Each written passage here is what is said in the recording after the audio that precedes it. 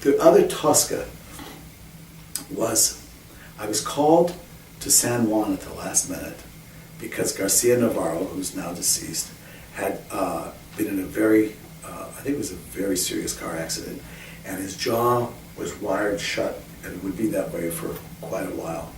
And so on one day's notice, I flew to San Juan to do a Tosca with the opera company there, and the cast for that was Renata Scotto, Justino Diaz, and Placido Domingo. And it was very thrilling for me to work with Renata Scotto because, you know, she had this reputation. She was diva nel mondo, you know, for you know, #1 singer in the world for a long time. The Met regarded her, and I always thought of her as a bit of a diva. I never knew her really personally. I'd done a concert with her once, but it was a very fast experience to know how she thought as an actress.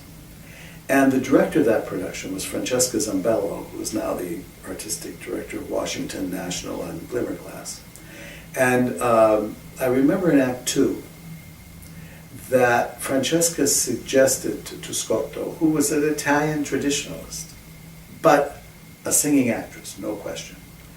And she suggested to Renata that perhaps Tosca gets the idea earlier to murder Scarpia, and that it's premeditated, that she gets the idea, she's just looking for the right moment. And I'll never forget, and Scotto had just turned down going on tour with the Met singing Tosca because Sinopoli was conducting, and he had very, very idiosyncratic ideas about Tosca that she did not agree with, so she said no. So she was a thoroughly experienced Tosca performer.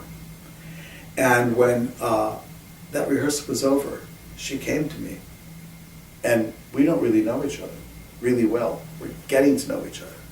She comes to me and she says, "What do you think? You think Tosca maybe got the idea earlier?" I mean, here was this thinking actress. She was willing to consider this idea, and she did it. And it was wonderful.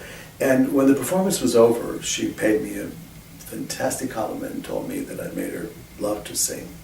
And then she said to me, "How do you feel that I asked you for a few things for my Tosca?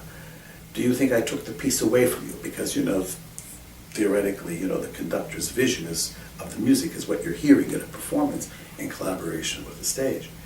And because I come from the theater, I said to her, "I'm not interested in cloning my Toscas.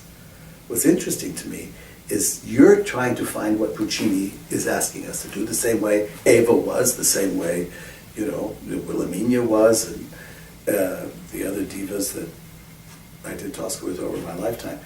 And what it's so important for a young singer, for an artist, to have their own personality come through. And if their personality doesn't come through, the opera doesn't work, really. And so I said to her, the joy for me is how we can find something that makes your Tosca a little different from everybody else's, and yet we're still trying to get to the heart of what Puccini's asking for.